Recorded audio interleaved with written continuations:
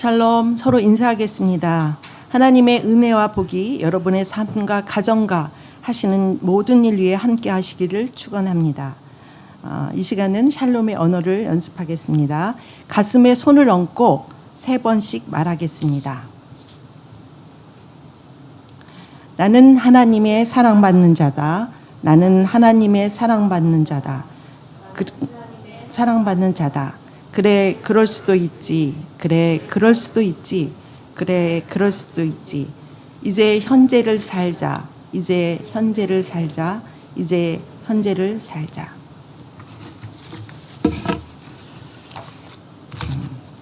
네. 만일 오래간만에 우리 유튜브에 들어와서 이 방송을 보시는 분은 갑자기 좀 이상하다 느끼실 거예요. 오 목사님이 안 보이셔서요. 오 목사님은 지금 피정 중에 계십니다. 그래서 제가 오늘은 설교를 하게 되었습니다. 저희들 시경, 사경이라는 그런 주제를 놓고 설교를 하는데 제가 그 3번째 시간입니다. 정말 오래간만에 설교를 하니까 여기 있으니까 도대체 손을 앞에다 놔야 될지 옆에다 놔야 될지 또 여기 탁자 위에 올려놔야 될지 아마 이 손이 아주 불편함을 느낍니다. 평소에는 전혀 몰랐던 이 손의 위치가 굉장히 신경이 쓰이네요. 오늘 여러분들과 함께 읽었던 이 시편은 다윗의 시입니다. 다윗의 시 중에서 탄원시, 비탄시에 속하게 됩니다. 그 배경은 명확히 나와 있지 않지만 다윗이 대적들에 의해 고난당하던 시절에 기록된 것으로 대부분은 사울 왕에게 쫓길 때의 사건과 압살롬의 사건 중에 그 배경을 압살롬의 사건으로 보고 있습니다. 다윗은 누구입니까? 다윗은 우리에게 너무나 유명한 인물입니다. 특히 어렸을 때 잠깐이라도 교회 학교를 다닌 경험이 있는 사람들이라면 다윗 이야기, 특히 다윗과 골리앗의 이야기를 아주 질리도록 들었을 거예요. 다윗이 돌팔매로 골리앗을 물리쳤다는 기적 같은 이야기는 너무도 신나는 소재여서 아무리 들어도 질리지가 않았던 기억이 있습니다. 그리고 쫓겨난 다윗이 왕이 된 이야기는 너무나 짜릿해서 내가 마치 왕이 된 것 같아 통쾌했던 기억도 있습니다. 반면에 지난주에 설교의 소재였던 밧세바 이야기는 좀 듣기가 괴로웠던 이야기죠. 그렇지만 다윗이 하나님 앞에 회개하였고 용서받았던 그렇기에 다시 안심할 수 있었습니다. 아무튼 다윗 이야기는 주일학교에 아주 인기 있는 단골 소재고 모두의 마음속에 다윗은 영웅이었습니다. 그렇지만 오늘 같이 읽었던 시편 62편의 배경이 되는 압살롬의 이야기를 주일학교에서 들었던 이 기억은 거의 없습니다. 다윗은 그리스도인들에게만 이렇게 유명한 것이 아니고 이스라엘에서도 절대적인 위치를 차지하는 흠모의 대상입니다. 다윗은 이스라엘에서 사울 왕에 이은 2대 왕이지만 유다에서 7년, 통일된 이스라엘에서 33년, 약 40년을 다스린 왕이고 예루살렘 등의 영토를 확장하여 오랜 시간 이스라엘의 전성기를 이끈 왕입니다. 그래서 이스라엘에서는 자부심과 존경의 측면에서 보자면 다윗은 우리가 세종대왕을 생각하는 그 이상이라고 할 수 있습니다. 성경에서도 다윗은 목동 출신이었지만 수금을 타던 음악가로 전쟁 영웅으로 많은 시편을 지은 시인으로 때로는 예언자로 또 왕으로 등장합니다. 시편 150편 중에 그 반 정도 되는 73편을 다윗이 썼습니다. 그뿐 아니라 마태복음 1장에는 예수님의 족보를 보면은 아브라함 다음에 다윗을 언급하고 있습니다. 아브라함과 다윗의 자손 예수 그리스도의 계보라라고 말을 하고 있죠. 예수님이 바로 다윗의 후손이라고 언급하고 있다는 것이죠. 이 정도만 해도 다윗이 이스라엘에서 그리고 우리 기독교 역사에서 얼마나 중요한 위치를 차지하고 있는 인물인지 짐작이 됩니다. 잠깐, 죄송합니다. 사람의 눈높이에서 이렇게 대단한 인물인데 하나님은 그럼 다윗을 어떻게 평가하고 계실까요? 이를 나타내는 성경 구절이 바로 그 유명한 사도행전 13장 22절에 이렇게 나옵니다. 사도 바울이 비시디아 안디옥 회당에서 설교 중에 했던 말인데요. 사도 바울이 이스라엘 역사를 언급하면서 이렇게 말을 합니다.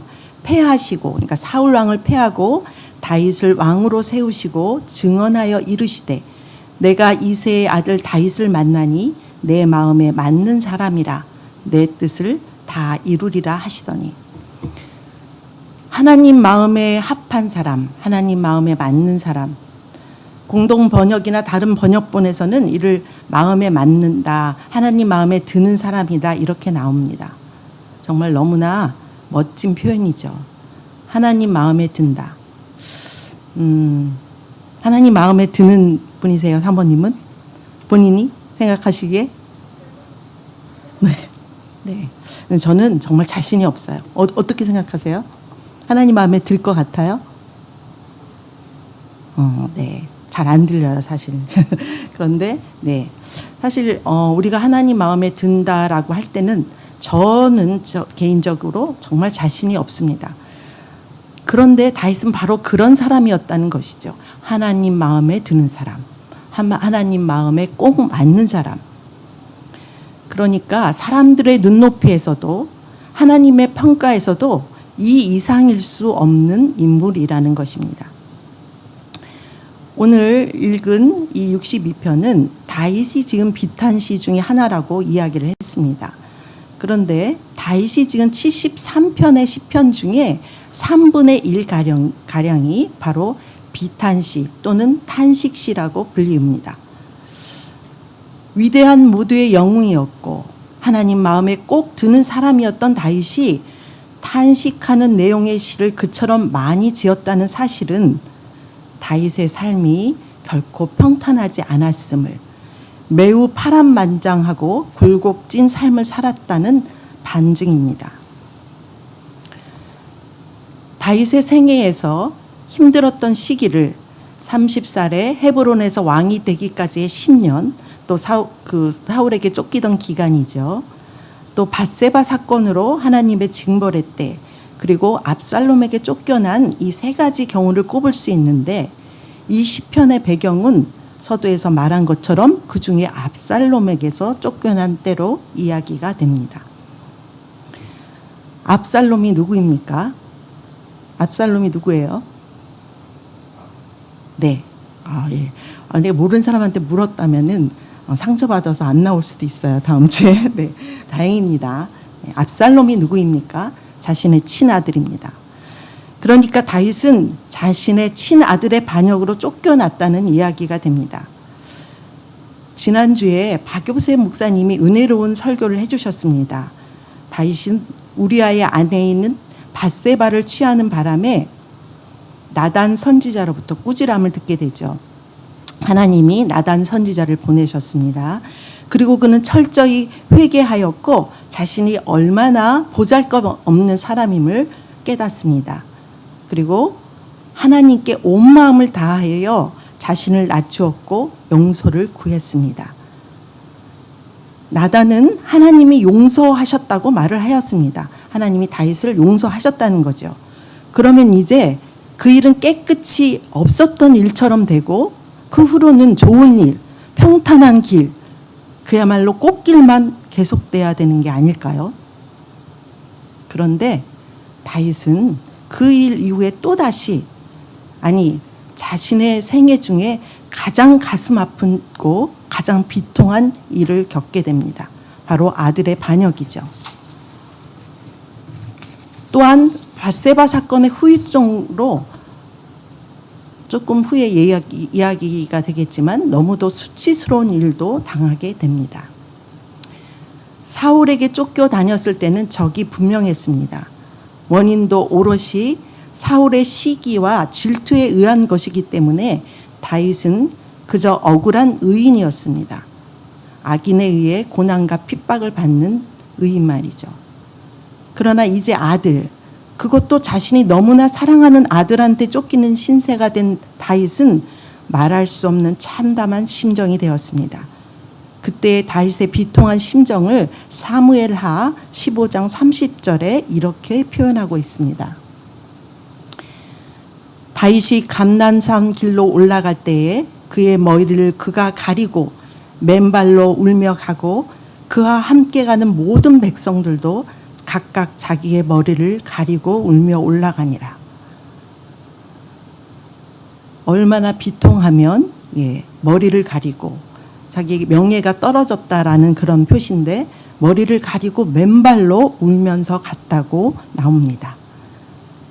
사울에게 쫓겨다닌 10년과 압살롬에게 쫓겨난 사건은 고난이라는 측면에서는 유사하지만 원인의 측면에서는 같지 않습니다.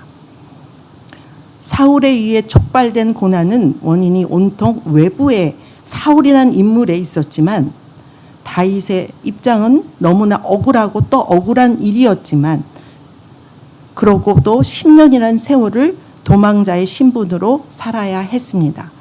그런데 오늘 62편의 배경이 되는 압살롬의 사건은 물론 압살롬에 의해 저질러진 사건이지만 자세히 들여다보면 다윗의 책임이 많음을 알 수가 있습니다. 아들이 아버지에게 앙심을 품고 반역을 저지르게 된 것에는 다윗이 낳은 이복 자녀들 간의 갈등이 있었고요. 또 압살롬의 친누이를 이복 오빠가 강간한 사건, 그에 따른 압살롬의 보복과 도망 등의 복잡하고 수치스러운 가정의 배경이 있었다는 것이죠. 더구나 이렇게 중대한 잘못들이 자신의 가정에서 일어나고 있는데 아버지로서의 다윗의 분명한 모습은 나타나고 있지 않습니다. 마땅히 해야 할 아버지로서의 판단이나 훈육과 처벌 등이 나타나 있지 않다는 말이죠. 살인을 한 압살롬이 도망갔다 돌아오게 되고 다윗이 압살롬을 용서하지만 그것조차 매우 어정쩡한 처신으로 인해서 압살롬의 마음에 오히려 분노를 키웠습니다. 결국 가정에서 아버지로서의 다윗은 실패했다고 보여집니다. 그렇게 다윗은 자신의 아들의 역모로 왕위에서 울며 쫓겨나고 압살롬은 다윗을 쫓아낸 뒤 이제 아버지의 후궁들과 온 백성이 보는 앞에서 종침을 합니다. 그러니까 아버지의 후궁들이라는 아버지 아내들이죠. 그때는 이제 일부 다처제였으니까 다처제가 아니라 다처제가 흔했으니까 아버지의 그 아내들과 온 백성이 보는 앞에서 종침을 했다는 것입니다. 이는 과거 나단이 다윗이 밧세바를 범했을 때 다윗을 찾아와 꾸짖으며 했던 예언의 성취입니다. 사무엘하 12장 11절로 12절에 보면 이런 말이 나옵니다. 나단이 와서 꾸짖은 말씀이죠. 여호와께서 또 이와 같이 이르시기를 보라 내가 너와 내 집에 재앙을 일으키고 내가 내 눈앞에서 내 아내를 빼앗아 내 이웃들에게 주리니 그 사람들이 내 아내들과 더불어 백주에 동침하리라. 너는 은밀히 행하였으나 나는 온 이스라엘 앞에서 백주에 이 일을 행하리라 하셨나이다 하니. 이쯤 되면 무언가 이상하지 않으십니까? 참 좀 이상하다고 생각이 들어요. 다윗의 잘못도 잘못이지만 하나님 마음에 꼭 맞는다고 했던 다윗이 저지른 잘못도 잘못이지만 다윗은 우리와 차원이 다른 어렸을 때부터 떡잎부터 달랐던 영웅이고 무엇보다 하나님이 지극히 사랑하시는 자였어요. 잘못이 있었지라도 조금은 봐주셔야 하지 않겠습니까? 아들에게 쫓겨나는 극단적인 일은 막아주셔야 하지 않겠습니까? 우리에게 잘 알려진 신학자이자 목회자인 유진 피터스는 자신의 책에서 다윗에 대해 이렇게 말합니다. 다윗 이야기에는 단 한 번의 기적이 없다. 단 한 번도 기적이 없다. 하나님이 다윗의 삶에 개입하셔서 기적적으로 그를 도우시거나 높이신 적이 없다는 말입니다. 물론 오해가 있을 수 있습니다. 하나님은 다윗의 일생 동안 동행하셨고 그의 길을 인도하셨습니다. 그럼에도 기적적으로 다윗이 저지른 일을 없었던 걸로 한 적이 없으셨고 또 없었던 일을 있는 것처럼 하지 않으셨다는 말이 됩니다. 그러면 또 여기에서 한 가지 의문이 떠오르죠. 골리앗을 돌팔매로 쓰러뜨린 거는 기적이 아닌가? 이런 생각이 들잖아요. 근데 거기에 대한 대답도 사무엘상 17장 33절로 36절에 나옵니다.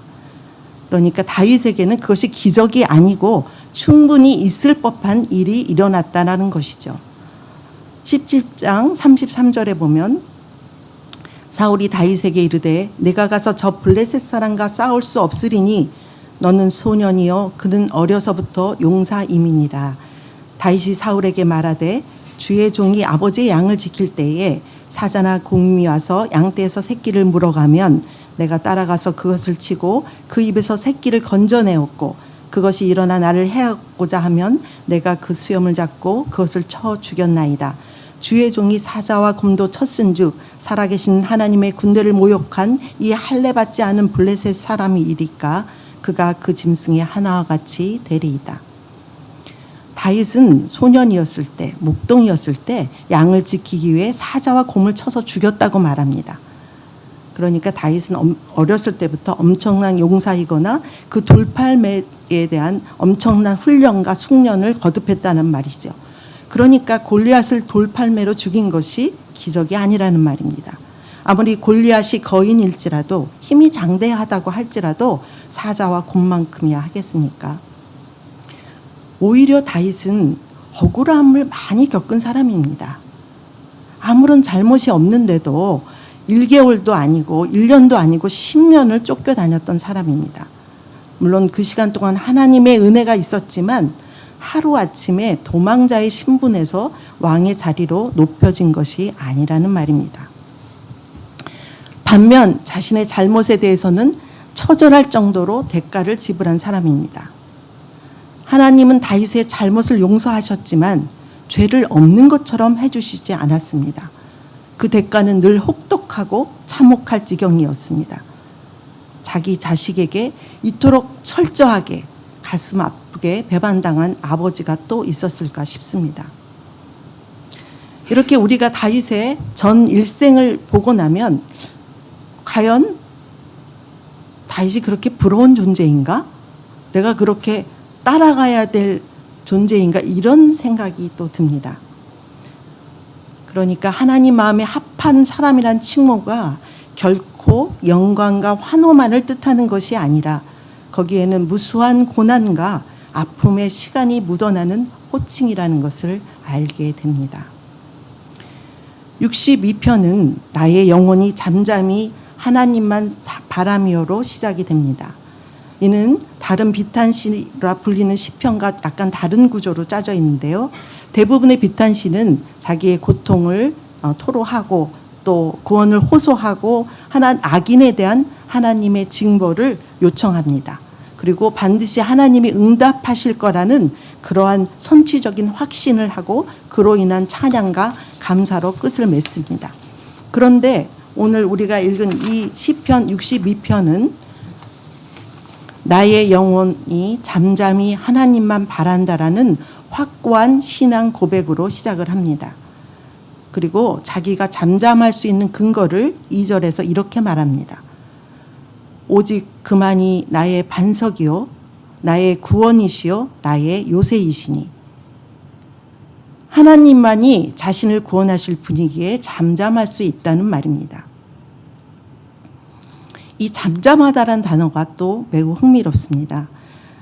잠잠하다라는 말은 잠잠하다, 고요하다를 뜻하는 동사 둠에서 파생되는 말로 잠잠함 혹은 침묵, 조용한 기다림을 뜻합니다.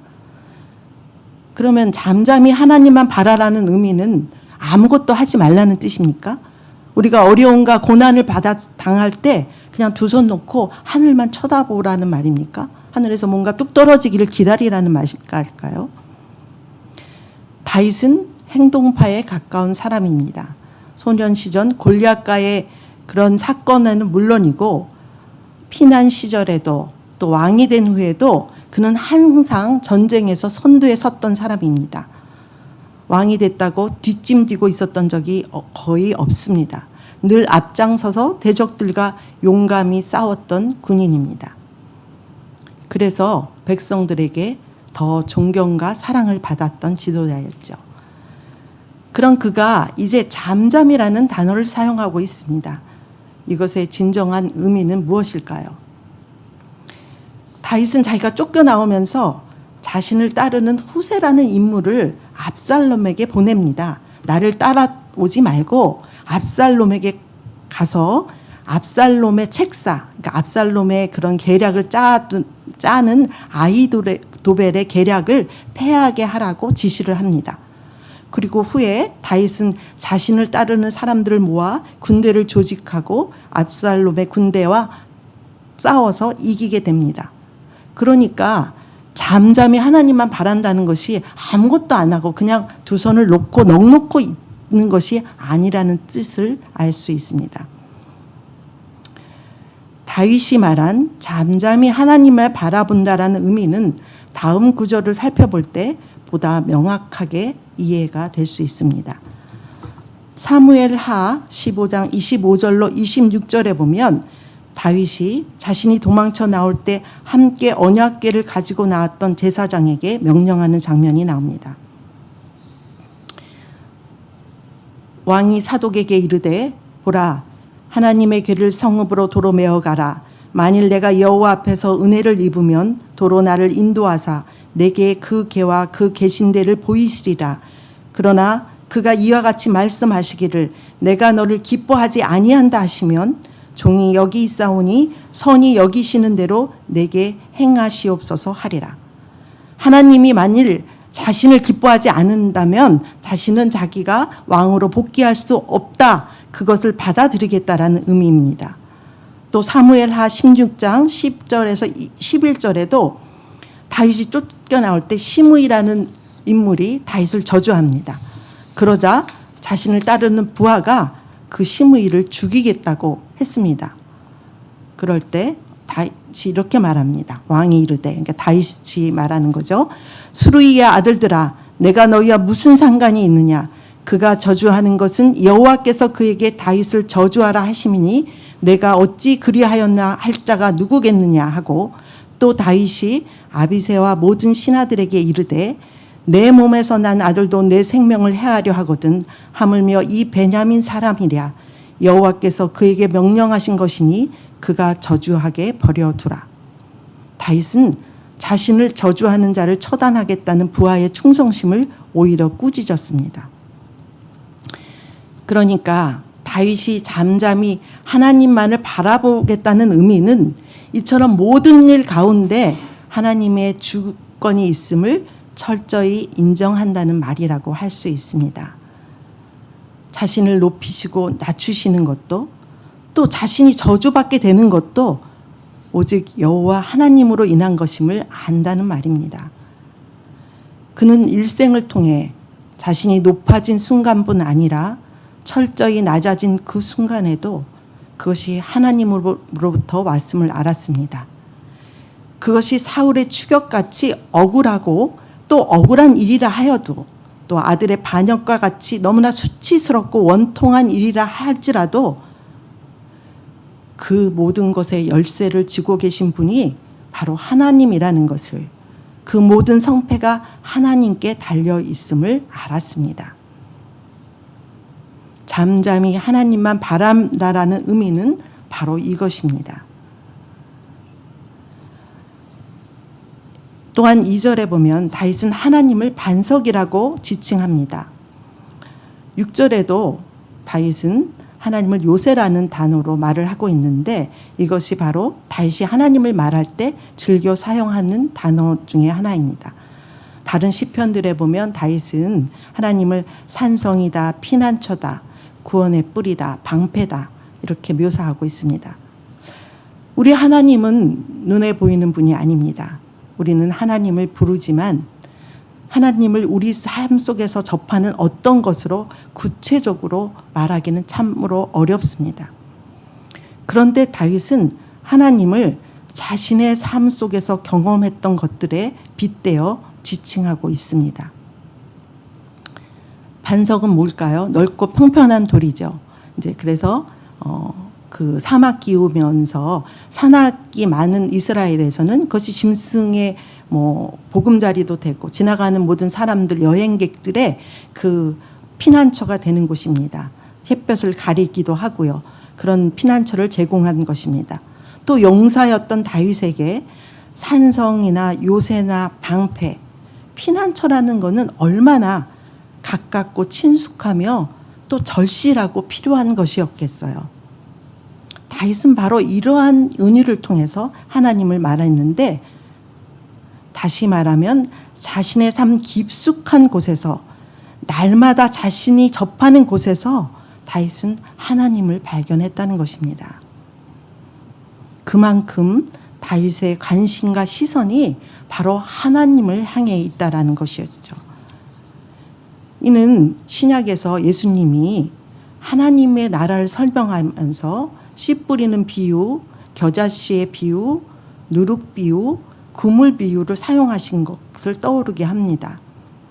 예수님도 하나님 나라로 그득했고 그분의 오심도 하나님 나라였고 그분의 목적과 모든 것이 하나님 나라였기 때문에 예수님은 일상의 모든 것에서 하나님의 나라를 발견하셨습니다.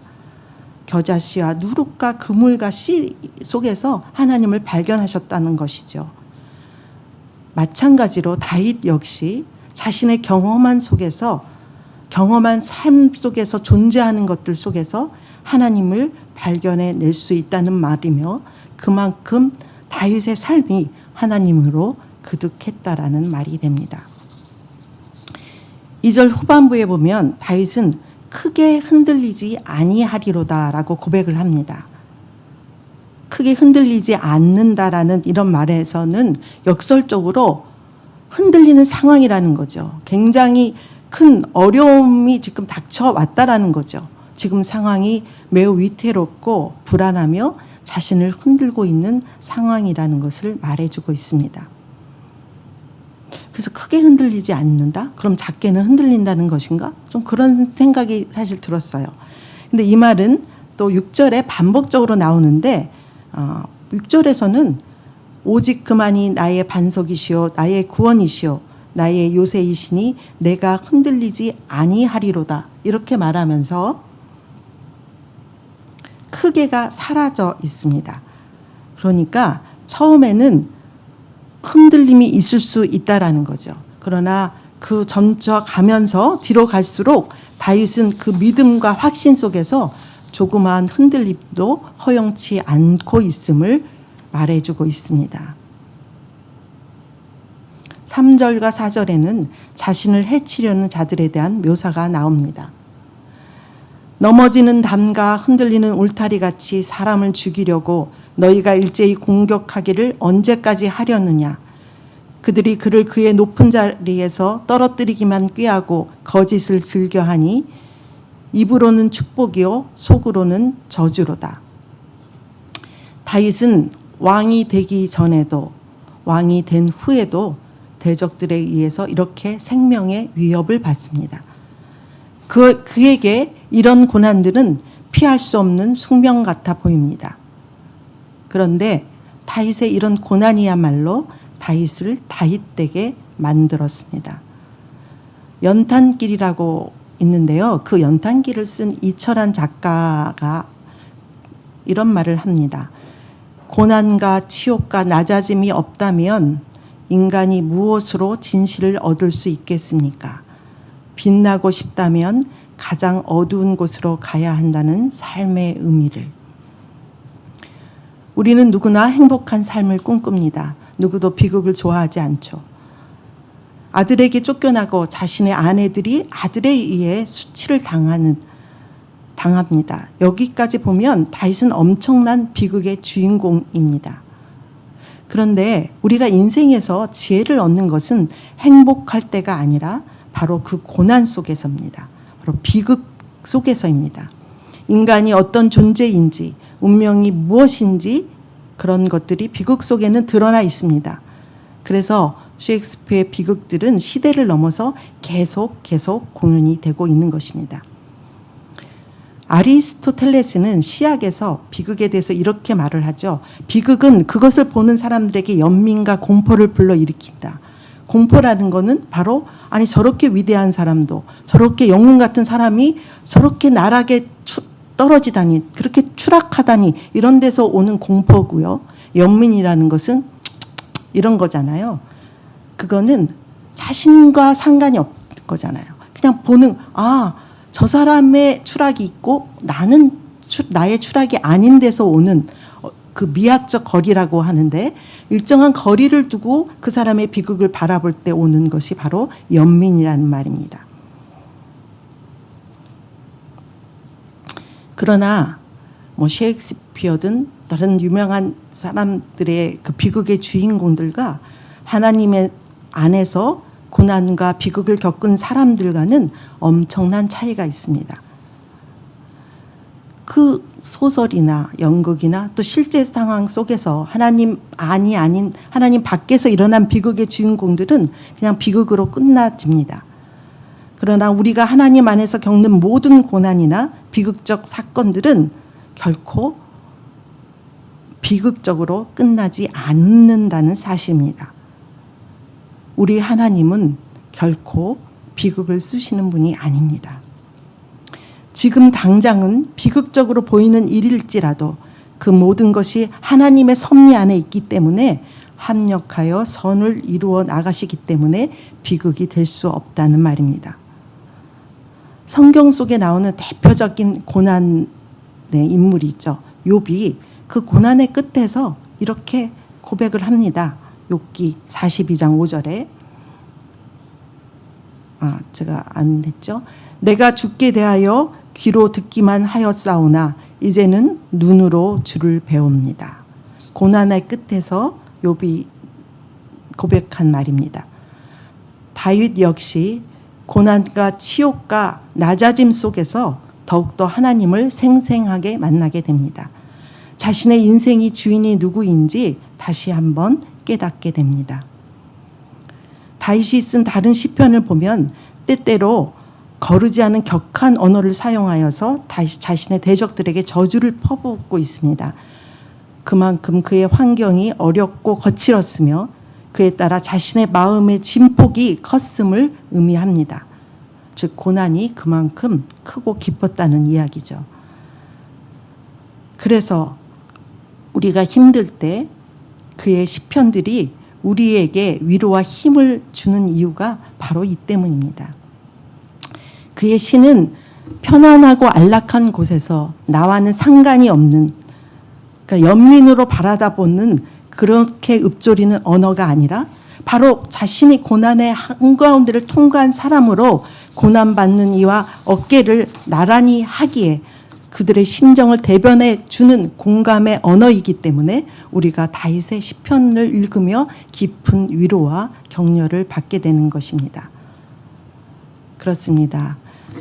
다윗이 하나님 마음에 합한 자가 될 수 있었던 것은 그가 완전 무결한 인간이 아니었고 그가 많은 실수, 잘못에도 불구하고 언제나 그의 마음에 하나님이 그득하였다는 사실에 있습니다.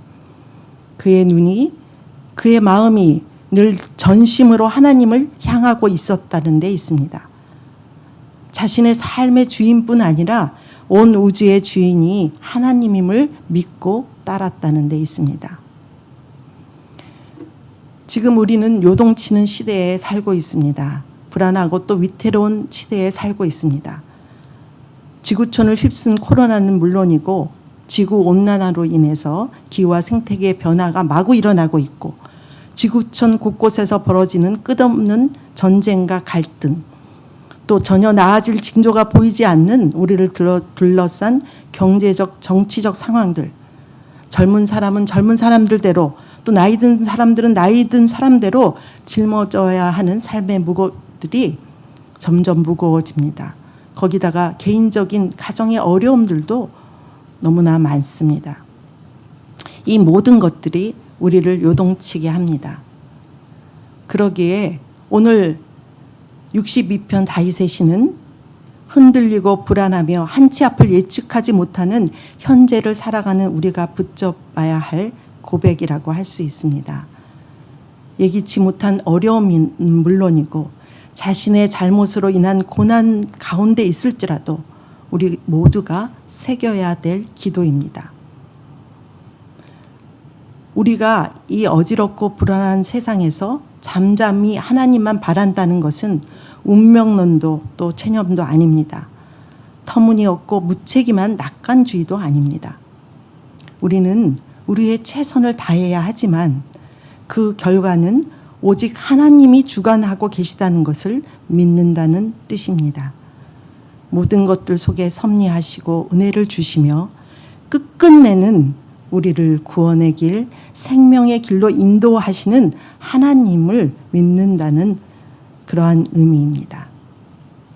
고난이 비록 있을지라도 그것이 결코 우리를 궁극적으로 쓰러뜨리는 걸림돌이 아니라 그것으로 인해 더욱 하나님을 생생하게 만나게 되며 하나님만이 주실 수 있는 평안으로 인도됨을 고백하고 따르겠다는 결단입니다.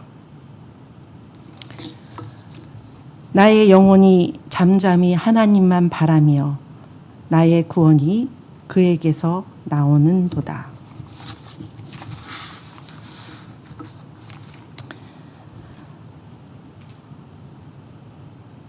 이제 이 시간 함께 나눈 말씀을 생각하시며 잠시 침묵으로 기도드리겠습니다.